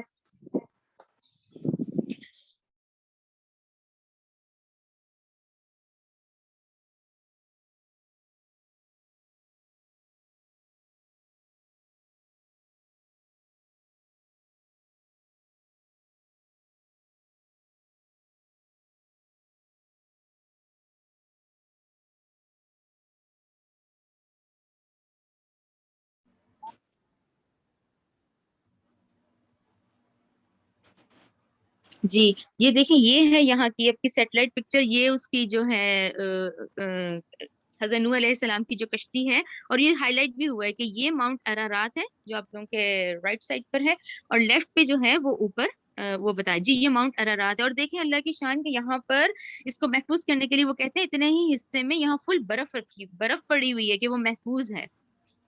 اور یہ جو ہے تو جی, اور یہ جو ہے یہ اسی کو اوپر ہائی لائٹ کیا ہوا ہے کہ یہ آج ترکی اور اردن کے بارڈر ہیں, وہاں پر یہ کشتی محفوظ ہے. اور یہ سب سے بڑی بات سبحان اللہ کہ یہ قرآن کے اندر اتنے سال پہلے یہ بہت بڑا معجزہ ہے کہ جو یہ نام لکھے ہوئے وہی آج ماؤنٹین جودی ہی ہے. ماؤنٹین جودی پر آج یہ کشتی محفوظ ہے جو کہ اب ڈسکور کی گئی، جس کی تصویریں ابھی سیٹلائٹ کے تھرو آئی ہیں. اچھا یہ جو ہے یہ آپ لوگوں کی یاد دہانی کے لیے ہے کہ یہ جو ابھی ہم ان کے 4 بیٹوں کا ذکر آئے گا یہاں پر. ان کے ایک تو یہ ہے دیکھیں حام سام یافس، ٹھیک ہے نا. حضرت نوح کے یہ 3 بیٹے ہیں جن سے آگے پھر نسل انسانی چلی ہے، اس لیے ان کو آدم ثانی کہا جاتا ہے. اور ان کے چوتھے بیٹے جو ہیں وہ یام ہیں، یہ یام میم یام، ان کا ذکر ہمیں پھر تفسیر سے مل جاتا ہے جن کے یہاں غرق ہونے کا ذکر آئے گا. تو اس طرح ان کے 4 بیٹوں کا ذکر ہے، حام سام یافس، جس سے نسل انسانی چلی ہے، اور یام جو ہیں وہ غرق ہوئے ہیں جو ہم ابھی آیات میں پڑھیں گے.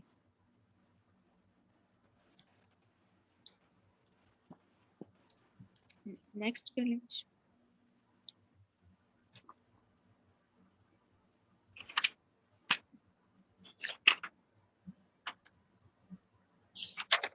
نیکسٹ کر لیں مجھے.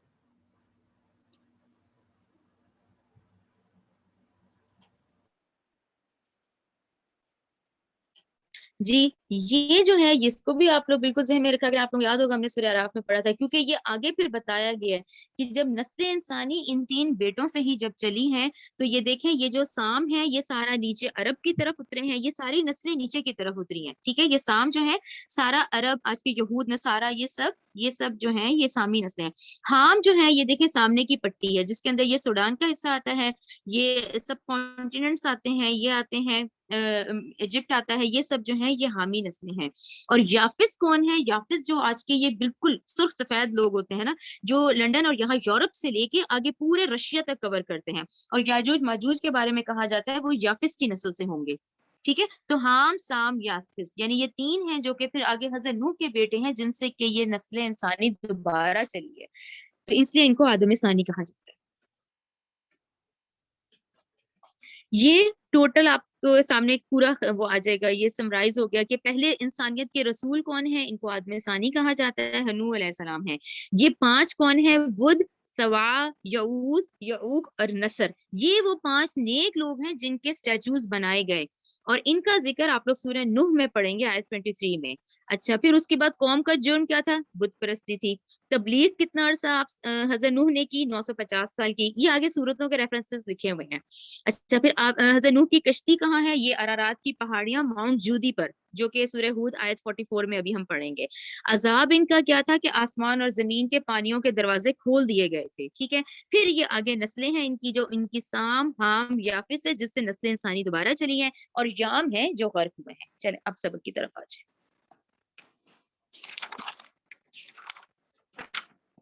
آیت نمبر 25، یہ پورا خاکہ سارا ذہن میں رکھیں، اور اب آیتیں انشاءاللہ آپ لوگوں کو کلیئر ہوتی چلی جائیں گی. آیت نمبر 25 سے شروع کریں. وَلَقَدْ البتہ تحقیق ارسلنا ہم نے بھیجا نوحًا نوح علیہ السلام کو الی قومہ اس کی قوم کی طرف.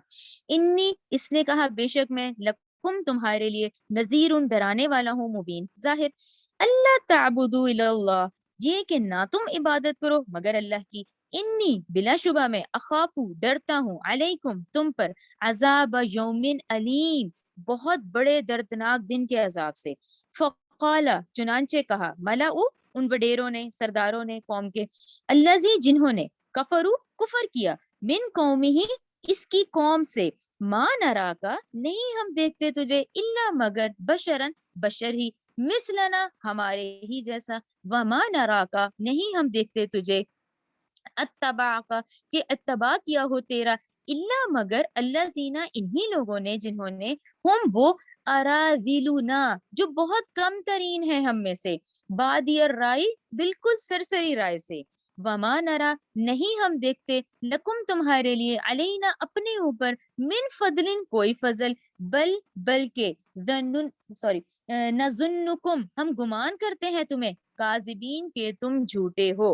یہ 27 آیت دیکھیں، یہ وہی انداز ہے کہ وڈیرے ہیں، وہی سردار ہیں. پہلا وہی ایکسکیوز کہ پہلا وہی اعتراض کہ تم تو ہماری طرح ایک بشر ہو. اچھا پھر ارے ایمان لانے والے تو بہت ہی کم ترین ہے ہم میں سے.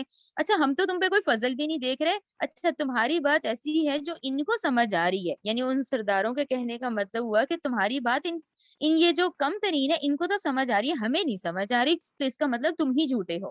ٹھیک ہے نا. آیت نمبر 28 دیکھیں، قالا نوح علیہ السلام نے کہا یا قومی اے میری قوم، ارائیتم دیکھو تو، ان اگر کنتو ہوں میں علی بینۃ واضح دلیل پر، من ربی اپنے رب کی طرف سے، وآتانی اس نے دی ہو مجھے، رحمتن نبوت، ٹھیک ہے نا، میں تم میں سے ہی ہوں، میں نے تم میں سے ایک وقت گزارا ہے، میں تمہارے پاس ہی رہتا تھا، یعنی تم لوگ مجھے جانتے ہو، تم لوگ واضح ہو، اللہ بجینا، تم لوگوں پر یہ واضح بات ہے کہ میں تم میں ہی رہتا تھا۔ اب کیا ہوا کہ میرے رب نے مجھ پر رحمتن، میرے رب نے تم میں سے مجھے چنا اور مجھے نبوت دی، میں ہی اللہ نے اپنے پاس سے دی، فامیت پھر وہ دلیل پوشیدہ کر دی گئی، ٹھیک ہے نا، وہی مجھے آ رہی ہے، تمہیں نظر نہیں آ رہی ہے، علیکم تم پر یہ بات پوشیدہ کر دی گئی ہے، تو کیا نلزموکموہا ہم زبردستی چپکائیں گے تم پر اس پر ایمان لانے کو، وانتم اور جبکہ تم لہا کارہون اس کو ناپسند کرتے ہو، ٹھیک ہے نا، یہ کلیئر ہو گیا نا آیت نمبر 28 آپ لوگوں کو کہ حضرت نوح علیہ السلام نے کہا اے میری قوم کے لوگوں ذرا غور کرو کہ اگر میں پہلے سے ہی اپنے رب کی طرف سے بجنہ پر تھا تو اب اس نے مجھے اپنے پاس سے خاص رحمت عطا فرما دی ہے، اور یہ وہ چیز ہے جس کو تمہاری نظروں سے پوشیدہ کر رکھا ہے، تو کیا ہم چپکا دیں تم پر اس کو زبردستی کہ جبکہ تم اس کو ناپسند کر رہے ہو۔ آیت نمبر 29 دیکھیں، وہ یا قومی اے میری قوم، لا اسألکم نہیں میں مانگتا تم سے، علیہ اس تبلیغ پر، مالن میں تم سے اس تبلیغ کا کوئی اجر نہیں مانگتا، ان اجریہ الا علی اللہ نہیں ہے میرا اجر مگر اللہ پر، وما انا بطارد نہیں ہوں میں دھتکارنے والا، الذین ان لوگوں کو جو آمنو جو ایمان لائے ہو، یعنی اگر تم اس بات کو کہہ رہے ہو کہ یہ کم ترین طبقے کے لوگ ہیں اور یہ ان کو ہٹاؤ، تو یہ تو حضرت نوح نے کہا یہ نہیں ہو سکتا، میں ایسا تو نہیں کروں گا کیونکہ یہ ایمان والے ہیں کہ میں ان کو دھتکاروں، انہم بے شک وہ ملاقو وہ ملنے والے ہیں، ربہم اپنے رب سے، ولیکنی اور لیکن میں اراکم تمہیں دیکھتا ہوں، قومن کہ تم ایسے لوگوں سے ہو، تجہلون کہ تم جہالت پہ اترے ہوئے ہو، ٹھیک ہے نا، جہالت تم کر رہے ہو، یہ تو ایمان والے ہیں، کیا معلوم کہ ان کے کتنے درجے ہوں، تو تمہاری وجہ سے میں ان کو تو نہیں دھتکاروں گا، وہ یا قومی اے میری قوم، من کون ینصرونی میری مدد کرے گا، من اللہ اللہ کے عذاب سے، ان اگر ترتہم میں دھتکار دوں انہیں، یعنی اگر میں نے یہ کر دیا تو اللہ کا عذاب آ جائے گا، پھر مجھے کون بچائے گا، کہ اگر تمہاری وجہ سے میں آج اس کم ترین طبقے کے لوگوں کو ہٹا دوں دھتکار دوں تو پھر کیا میری کون مدد کرے گا، افلا تذکرون تو کیا تم نصیحت حاصل نہیں کرتے۔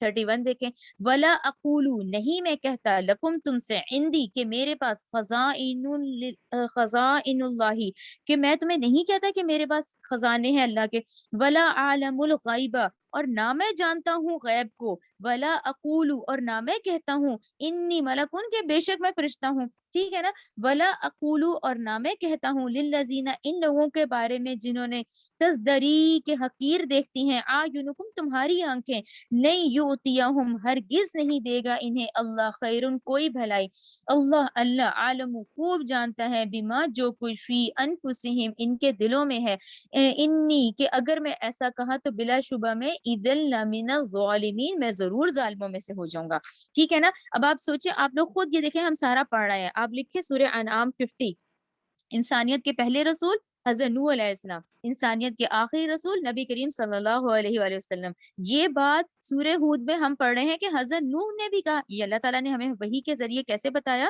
کہ نوح علیہ السلام نے بھی یہ کہا، نہ میرے پاس اللہ کے خزانے ہیں، نہ میں علم غیب جانتا ہوں، نہ میں کہہ رہا ہوں میں تو فرشتہ ہوں، میں تو کچھ بھی نہیں ہوں ان میں سے، تو یہی سیم سب کچھ جو ہے نا نبی کریم صلی اللہ علیہ وآلہ وسلم نے بھی کہا تھا سورہ انعام 50 میں، وہ آپ لوگ لکھ لیں کیونکہ وہ انسانیت کے آخری رسول ہیں، نوح علیہ السلام انسانیت کے پہلے رسول ہیں، ٹھیک ہے نا۔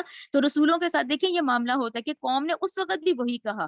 اب دیکھیں آیت نمبر 32 میں، قالو انہوں نے کہا، یا نوح اے نوح، قد تحقیق جادلتنا تو نے جھگڑا کیا ہم سے، فاکثرت جدالنا تو نے ہم سے کیا بہت سا جھگڑا، ٹھیک ہے نا، یعنی اس بات میں بہت جھگڑا ہو چکا ہے، 950 سال تبلیغ کو بھی ہو چکے ہیں، فاتنا لہٰذا اب تو لے آ ہم پر، بما اس عذاب کا جس کا، تعیدنا جس کا تو ہم سے وعدہ کرتا ہے، ان اگر کنتا تو ہے من الصادقین اگر تو سچوں میں سے ہے تو ٹھیک ہے، جس چیز کا تو وعدہ کر رہا ہے وہ عذاب لے آ، قال نوح علیہ السلام نے کہا انما یاتیکم یقیناً لائے گا تم پر بھی وہ عذاب اللہ اللہ ان اگر شاء اس نے چاہا وما انتم بمعجزین تو تم اللہ کو نہیں ہرا سکتے، تم اللہ کو نہیں عاجز کرنے والے، ٹھیک ہے نا.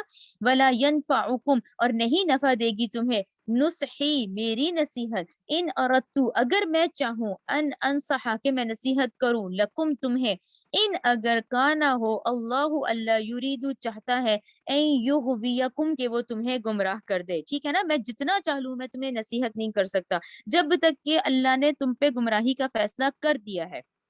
ہوا ربکم وہی تمہارا رب ہے وَإِلَيْهِ ترجعون اور اسی کی طرف تم لوٹائے جاؤ گے. ام یقولون کیا وہ کہتے ہیں افطراہ کہ یہ قرآن جس کو اللہ اس نے گڑا ہے. اب آپ اس قرآن کی خوبصورتی دیکھیں کہ 34 آیت میں تو کنورزیشن چل رہی ہے، ٹھیک ہے نا. 34 تک تو وہ سرداروں کی اور نوح علیہ السلام کی بات آ رہی ہے. ایک دم 35 آیت پھر کفار مکہ کی طرف ہے. اس میں آپ لوگ لکھ لیں کہ دیکھیں اتنی بات بتانے کے بعد کہا جا رہا ہے ام کیا یقولون وہ کہتے ہیں کہ افطرا ہوں کہ یہ خود گڑا ہوا قرآن ہے.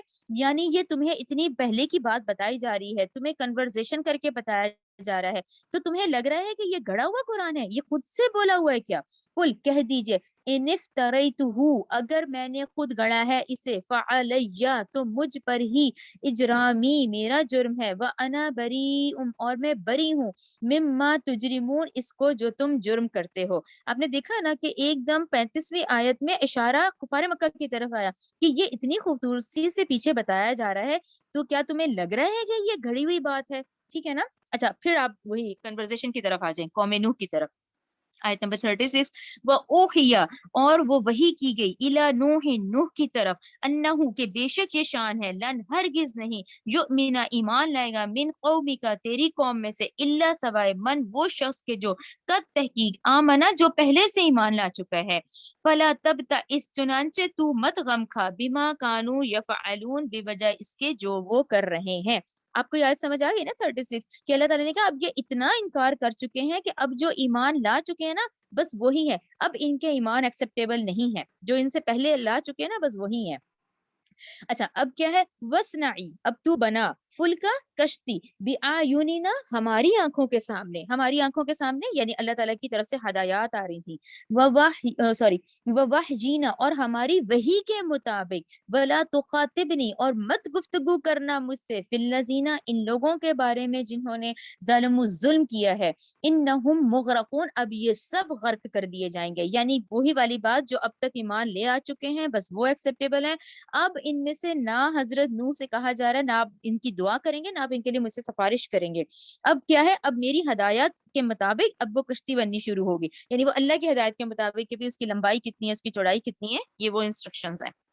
آیت نمبر 38 دیکھیں وہ یسنعو اور وہ نوح بناتا رہا فل کا کشتی وکلما اور جب بھی مرہ گزرتے علیہ اس کے پاس سے ملا ان وہ سردار من قومی ہی اس کی قوم میں سے سخروا منہ تو وہ مذاق اڑاتے مذاق کرتے تھے. قال نوح علیہ السلام نے کہا ان تسخروا اگر آج تم مذاق کرتے ہو منا ہم سے فإنا تو بے شک ہم بھی نسخروا پھر ہم بھی مذاق کریں گے منکم تم سے کما تسخرون جیسے آج تم ہم سے مذاق کرتے ہو. فسوف چنانچہ ان قریب تعلمون تم جان لوگے من کون شخص ہے کہ یاتی ہی آتا ہے اس پر عذاب ایسا عذاب یخزیہ جو رسوا کرے گا اس کو اس دنیا میں ویحلو اور اترے گا علیہ اس پر عذاب مقین آخرت کا عذاب. ٹھیک ہے نا.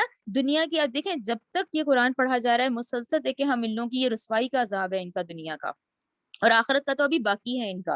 حتیٰ یہاں تک کہ اذا جب جا آ گیا امرنا ہمارا حکم وفارا اور جوش مارا تنور کس نے تنور نے جوش مارا قلنا تو ہم نے کہا احمل یعنی اب تو سوار کر لے فیہا اس کشتی میں من کلی زوجینی ہر قسم کا جوڑا زوجین اثنین ہر قسم کا جوڑا نر میں سے اور مادہ میں سے دو دو یعنی ٹھیک ہے. وہ اہلکا اور اپنے گھر والوں کو تو گھر والوں کو آپ ہام سام یافس لکھیں اللہ مگر من اس کے سبقہ جو پہلے گزر چکا ہے علیہ اس پر قولو حکم ومن اور ان کو جو سوار کر لے آمنا جو ایمان لائے ہیں یعنی حضرت نوح کے 3 بیٹے اور ٹھیک ہے وہ جو اس وقت کم ترین بے شک طبقے کے لوگ تھے جو ایمان لائے تھے ان کو سوار کر لے جو ایمان لا چکے ہیں.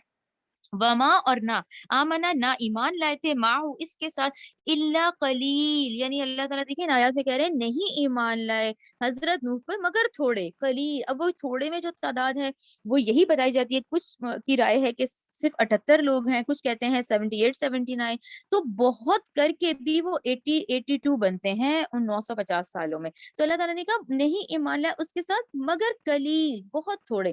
وقالا، اور نوح علیہ السلام نے کہا ارکبو، تم سوار ہو جاؤ، فیہا، اس کشتی میں، بسم اللہ، اللہ کے نام کے ساتھ ہی اس کا چلنا ہے، ومجریہا۔ اچھا یہاں یہ گرامیٹیکل ٹرم کے مطابق آپ لوگ اس پہ بڑی یہ لکھ لیں، یہ رے کے نیچے کھڑی زیر ہے لیکن اس کو مجری نہیں کہتے، اس کو گرامیٹیکل رول کے مطابق مجریہا کہتے ہیں، تو بڑی یہ لکھ لیں اس میں یہ مجریہا و مرساہا، اس کا چلنا اور اس کا ٹہرنا، ان ربی، بے شک میرا رب، لغفور الرحیم، بہت بخشنے والا نہایت رحم کرنے والا ہے۔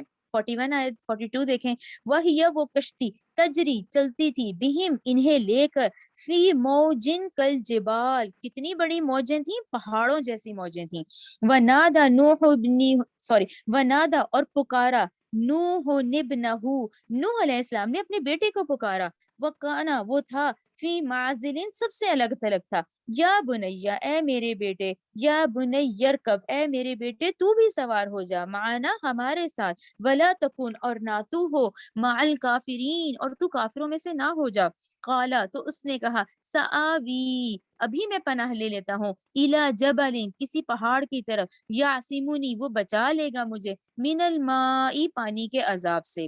ٹھیک ہے نا، یہاں آپ لوگ لکھ لیں یہ یام کہا جاتا ہے۔ اچھا یہ یام اور اسی کی والدہ، یعنی نبی سوری حضرت نوح علیہ السلام کی وہ والی بیوی جن سے یہ بیٹا تھا، تو وہ کہتے ہیں نہ وہ بیوی ایمان لائی اور نہ یہ بیٹا ایمان لایا، حضرت نوح کی، ٹھیک ہے نا، کلیئر، کہ یہ یام جو تھے، جو ان کی والدہ تھی حضرت نوح کی جو بیوی تھی، وہ بھی نہیں ایمان لائی تھی، اور یہ انہی کا بیٹا یام ہے، یہ نہیں ایمان لائے تھے۔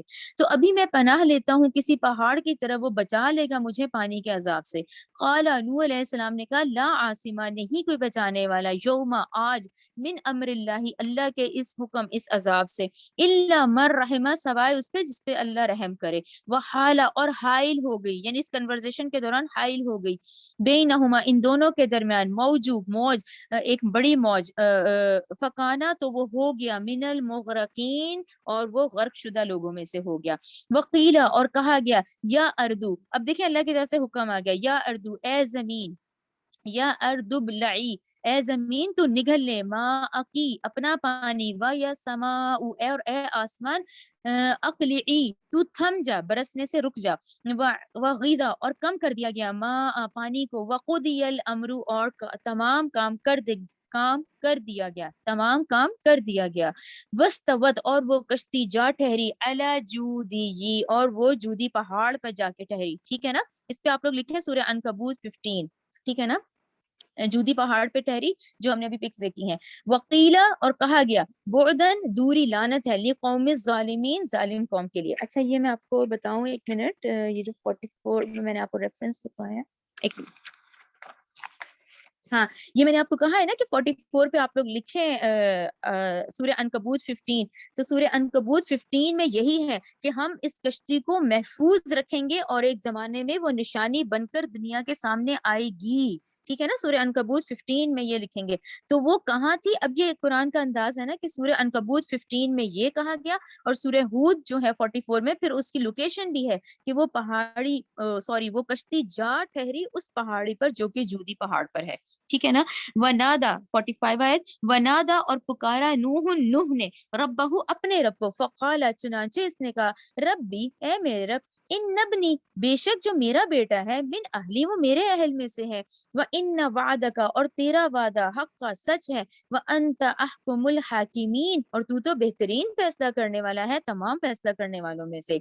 اب 46 دیکھیں، قالا، اللہ نے کہا، یا نوح، اے نوح، انہو، بے شک وہ، لیسا من اہلک، اے نوح، وہ تیرے اہل میں سے نہیں تھا، انہو، بلا شبہ، عمل غیر صالح، جو اس کے اعمال تھے وہ صالح اعمال نہ تھے، یعنی اس کے نظریات غلط تھے، اس کے عقائد کافرانہ تھے، تو دیکھیں اہل میں سے کون تھے، جو ایمان والے، تو اللہ تعالیٰ نے کہا، اے نوح، وہ تیرے اہل میں سے نہیں تھا، کیونکہ اس کے اعمال جو تھے وہ غیر صالح تھے، فلا تسألنی، چنانچہ نہ تو سوال کر مجھ سے، ماں اس چیز کا، لیسا نہیں، لکا بھی علم، تو مجھ سے نہ سوال کر اس چیز کا جس کا تجھے کوئی علم نہیں ہے، انی بے شک میں، اعیذو کا نصیحت کرتا ہوں تجھے، ان تکونا کہ نہ ہو جا تو من الجاہلین، یعنی ان کو کہا گیا کہ تو جاہلوں میں سے نہ ہو جائے۔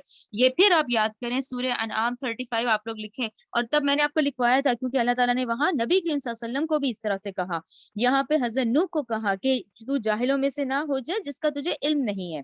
آیت نمبر 47 دیکھیں، قال ربی، نوح علیہ السلام نے کہا اے میرے رب، انی بے شک میں، اعوذ بک، میں تیری پناہ میں آتا ہوں، ان یہ کہ اسألک، کہ میں تجھ سے سوال کروں اس چیز کا، ماں اس چیز کا، لیس لی نہیں ہے مجھے، بھی علم اس کا کوئی علم، وَإِلَّا تَغْفِرْ لِي، اور اگر نہ تو نے مغفرت کی میری، یعنی اگر تو نے نہ مجھے مغفرت کی، وَتَرْحَمْنِي، اور نہ مجھ پہ رحم کیا، اکن تو میں ہو جاؤں گا من الخاسرین، خسارہ پانے والوں میں سے۔ قیلا، کہا گیا، یا نوح، اے نوح، اہبط، اب تو اتر، بسلامن، سلامتی کے ساتھ، منا، ہماری طرف سے، وبارکتین، اور بارکتین، ان برکتوں کے ساتھ، علیکا، تجھ پر، وعلی اممن، اور ان جماعتوں پر، ممن معاکا، یہ جو تیرے ساتھ ہیں، کون؟ وہ جو 3 بیٹے ہیں، حام، سام، یافس، یعنی ان سے پھر ہم برکت ڈالیں گے، اور اگلی جو ہم دنیا ہے، ہم ان حضرت نوح کے 3 بیٹوں سے ہیں۔